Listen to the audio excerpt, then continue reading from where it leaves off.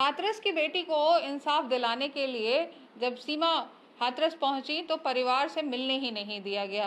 Nirbhaya case में निर्भया के परिवार को इंसाफ दिलाने वाली वकील सीमा कुशवाहा हमारे साथ मौजूद हैं।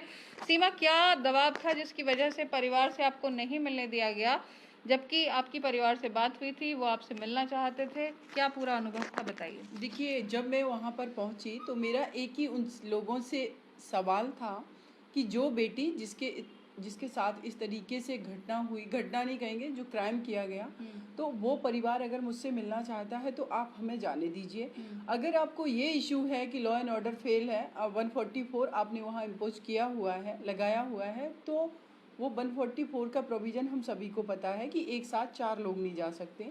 मैं अकेले जाना चाह रही थी, इन लोगों ने अकेले भी नहीं जाने दिया। और आप सभी ने देखा कि जो एडीएम है वो किस तरीके से बात कर रहे हैं। उनका कहना है कि नहीं जाएंगे, नहीं बताएंगे। मैंने कहा ऑर्डर दीजिए, कहते ऑर्डर ऊपर से। मैंने कहा ऊपर से किसने दिया, नहीं नाम लेंगे। ऑर्डर कहाँ है रिटन में, वो भी नहीं इनके पास है। जब कहा कि आप इस तरीके से बात नहीं कर सकते हैं तो कह रहे हैं कि आप मर्यादा में बात करिए। तो आप सभी ने देखा हॉट टॉक जो भी हुआ, उसके बाद हमारी डीएम से बात हुई, हमारी वहाँ के एसपी से बात हुई, हमारी वहाँ से फ़ोन पर आईजी से बात हुई। आईजी का भी कहना है कि हम देखते हैं। आश्वासन ये लोग देते रहे, लेकिन मुझे समझ में आ गया कि इनका इंटेंशन नहीं है कि हम उस परिवार से मिलें। देन आफ्टर मैम मैंने ट्राई किया नाइट में इस परिवार से मिलने का, और एक वहाँ पर लोकल में जो भी ब्रदर हैं हमारे, तो उनको मैंने बोला ठीक है दीदी, हम आपको लेके चलेंगे। बाइक से हम लोग रात में 10 बजे, जो टूटा हुआ रास्ता था उस क्योंकि मेन रास्ता इन्होंने क्लोज कर रखा है, जो ठीक है, टूटा हुआ रास्ता, कच्ची सड़कें, एकदम से वहाँ से हम लोग थोड़ा पैदल चल करके गए। और जैसे ही लोगों ने देखा कि बाइक करीब 100 मीटर की दूरी पर रुकी है जिससे हम लोग गए थे, और फिर पैदल चल करके गए। मैम वहाँ कुत्ते भौंक रहे, पुलिस वाले सब देख रहे खड़े, और इन लोगों ने हमें भगा रहे। जब हम लोगों को ये टारगेट कर रहे तो वहाँ पर कुत्ते भी भौंक रहे हैं चारों तरफ कि नाइट में। परिवार से फिर भी मिलने नहीं दिया। परिवार में भाई अंदर है, उस भाई से, सत्येंद्र से, मेरी उसके घर के बाहर से बात हो रही है, और वो अंदर है। वो कह रहा है फ़ोन के थ्रू, वो कह रहा है दीदी हमें ये बाहर नहीं आने दे रहे हैं। और मैं उनसे रिक्वेस्ट कर रही हूँ कि हम उसके घर के बाहर खड़े, हमें जाने दीजिए। ऐसे में ऐसा क्या, अगर परिवार को इस तरह से बंधक बनाया हुआ है और आप मिलना चाहती हैं, वो मिलना चाहते हैं, तो अब क्या कानूनी रास्ता आप सोच रही हैं? देखिए, एक तो हमारी जो भी मेन, देखिए जब भी हम कोई भी एडवोकेट किसी का केस लड़ता है तो उसको लीगल एडवाइस वो देता है, और साथ ही साथ जो वकालतनामा है मेन होता है।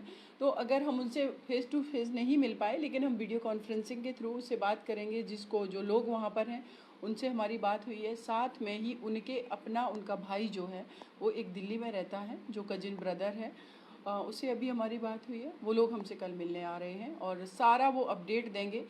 तो हमारे पास जब तक एसआईटी गठित की गई है 7 डेज में, जब तक हमारे पास रिपोर्ट्स आएंगे, हम देखेंगे जो भी चार्जशीट फाइल की जाएगी, एसआईटी की रिपोर्ट्स आएंगे, तब तक हम अपने आप को पूरा प्रिपेयर कर चुके होंगे कि हमें कैसे फ़ाइट करनी है। तो उनके परिवार के लोग ही हमसे कल मिलने आ रहे हैं। ये कितना मुश्किल लग रहा है आपको? आप निर्भया केस को लड़ चुकी हैं, इतने सालों तक निर्भया को आपने इंसाफ भी दिलाया, ऐसे में हाथरस की बेटी के लिए कितना इंसाफ मुश्किल होगा, जबकि एडमिनिस्ट्रेशन जो है वो खुद परिवार पर दबाव बना रहा है कि वो अपना मुंह ना खोलें या वो इस केस में आगे ना मदद की गुहार लगाएं। देखिए मैम, इसमें डेफिनेटली मैं एक बात कहूँगी कि बहुत डिफ़िकल्ट होगा।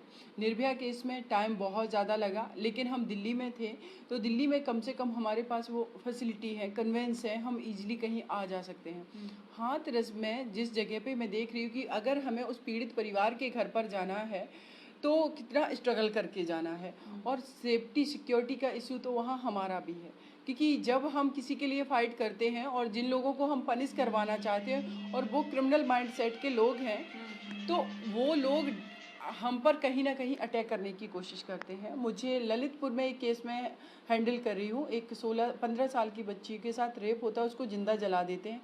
वो पर्सन जिसको मैंने जेल में पहुँचाया है, उसकी वाइफ को भी जेल में पहुँचाया है, उन लोगों के मेरे पास फ़ोन आ रहे थे, मुझे वो थ्रेट कर रहे थे। तो इस तरीके का एक अलग ही चैलेंज होगा, लेकिन मैम डरना नहीं है, क्योंकि हमारे भी अपने लाइफ का कोई मीनिंग नहीं है अगर हम देश की बेटियां ऐसे ही मरती रहेंगी।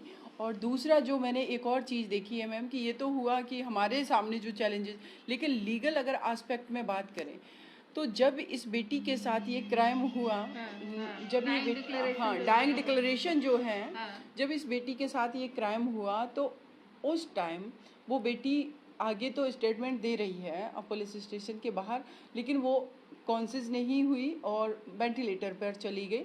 वो रिटन स्टेटमेंट नहीं दे सकती कितना कानूनी रूप से कितना मजबूत माना जाएगा इसको डाइंग डिक्लेरेशन में, जब उसने कहा है कि उसके साथ रेप हुआ है? देखिए इसमें क्या है, जो भी डाइंग डिक्लेरेशन होता है, लेकिन उसके बाद एक और इम्पॉर्टेंट जो चीज़ें होती हैं वो होती हैं किसी का भी मेडिकल। तो जो मेडिकल रिपोर्ट में जिस तरीके से ये लोग बता रहे हैं कि रेप की पुष्टि नहीं हुई है, तो वो जो मेडिकल है, अब रेप की पुष्टि मैम उसमें कैसे होगी जिस केस में करीब 15 साल हो गए और 15 साल के बाद वो सॉरी जिसमें करीब 15 दिन तक आपने मेडिकल नहीं कराया। और एक और मैं बात बताऊं मैम, ये लोग, वो बच्ची का जो स्टेटमेंट आया, हम लोग मीडिया में देख रहे, वो किसी परिवार, किसी सदस्य को उसने दिया है। मजिस्ट्रेट जो बयान दर्ज करता है 164 का, वो बयान भी नहीं ये लोग दर्ज करवा पाए 15 दिन तक। ये बयान, क्योंकि हमारी जब सीओ से बात हुई थी तो सीओ का कहना था कि उसकी हालत ठीक नहीं है, इसीलिए हम उसका स्टेटमेंट नहीं ले पाए, हम बाद में दर्ज करेंगे। तो 15 दिन में ये स्टेटमेंट दर्ज नहीं कर पाए और ये उनका कहना है कि नहीं, रेप नहीं हुआ है। तो जो भी एफआईआर हुई है उनके परिवार ने कराई। डीएम कल मुझे एफआईआर दिखा रहे, बोल रहे हैं कि ये एफआईआर है मैम, देखिए इसमें कहीं पर भी रेप का नाम नहीं लिया गया। मैम होता क्या है, जब भी रूरल एरियाज में किसी बच्ची के साथ कोई भी क्राइम होता है तो वहाँ पर बच्चियाँ डर के वजह से नहीं बताती हैं शुरू में, या दूसरा उस केस में क्या हुआ कि उसके साथ रेप किया गया और गला दबाया गया जब उसकी हालत बहुत ख़राब थी। तो उसका जो अटैक किया गया, जिसको कहेंगे हम अटेम्प्ट टू मर्डर, तो उस पर सब फोकस्ड थे। ये चीज़ ध्यान ही नहीं दी कि उसके साथ रेप हुआ है या नहीं। ये तो ड्यूटी पुलिस की थी कि जब भी इस देश के अंदर जो भी बेटियां हैं, मैं 99% केसेस की बात कर रही हूँ मैम, जिन पर बेटियों पर अटैक होते हैं, जिनको मारा जाता है, 99% केसेस में वो गैंग रेप के मैटर होते हैं, वो रेप के मैटर्स होते हैं। तो इनमें पुलिस को इमीडिएटली मेडिकल कराना चाहिए था, सारी चीज़ें क्लियर हो जाती, बट ऐसा नहीं इन्होंने किया। अब जब सारे सबूत मिट चुके हैं तो उसके बाद कैसे पुष्टि हो जाएगी रेप की? आप किस तरीके के स्टेटमेंट दे रहे हैं, कैसा इन्वेस्टिगेशन कर रहे हैं? तो देखिए, नो डाउट कि जब ये मैटर केस कोर्ट में जाएगा तो डिफ़िकल्टी तो होगी। निर्भया केस इजी इसलिए और भी हो गया क्योंकि छाया शर्मा, पुलिस की इन्वेस्टिगेशन पुलिस की इन्वेस्टिगेशन सॉलिड पुलिस थे, मीडिया और आपको और हमें रोकने में लगे हैं। वो तो पूरी तरीके से और फैक्ट को भी टेम्पर किया जा चुका होगा, गवाहों को इन्फ्लुएंस किया जा चुका होगा। तो जब प्राइमरी लेवल पे ये चीज़ें जब मैनिपुलेट हो जाती हैं, मैनेज्ड हो जाती हैं, तो बहुत ही मुश्किल होता है कोर्ट में प्रूफ करना। इसीलिए मेरा जो भी लोग सुनते हैं, मैं उनसे अनुरोध करती हूँ कि कैसे भी करके जब भी इस तरीके का कोई क्राइम हो, इमीडिएटली मेडिकल कराएं, स्टेटमेंट दर्ज हो, एफआईआर में सही सेक्शंस में दर्ज हो, क्योंकि उसी में अगर इन्वेस्टिगेशन होगा। अगर इस केस में स्टार्टिंग में 376 दर्ज हो जाता तो इन्वेस्टिगेशन उसी डायरेक्शन में होता, मेडिकल भी होता और प्रूफ भी होती वो चीज़ें। लेकिन ये चीज़ें जब वो समाप्त हो चुकी हैं, वो अगर वहाँ पर उसकी बच्ची का रेप किया, बॉडी भी इतनी जल्दबाजी में जलाई गई, और उसके बाद दी, देखिए अगर उस परिवार को वो डेड बॉडी दी जाती, वो अपने सेटिस्फेक्शन के लिए, क्योंकि उनको अगर पुलिस पे ट्रस्ट नहीं है तो वो अपनी बच्ची का अलग से एक मेडिकल करा सकते थे, पोस्टमार्टम करा सकते थे, ये उनके पास राइट। इन पूरे मामले में कह सकते हैं प्रशासन की विफलता नज़र आ रही है। लेकिन इन सब चीज़ों के बीच में बड़ा सवाल यही है कि इंसाफ की हाथरस की बेटी को भी इंसाफ मिलने की उतनी ही दरकार है जितनी दिल्ली में निर्भया के लिए थी। और इसीलिए सीमा समृद्धि इस पूरे मामले में उस परिवार की मदद के लिए पूरी तरह से तैयार हैं, भले ही अभी प्रशासन ने परिवार को इनसे मिलने न दिया हो।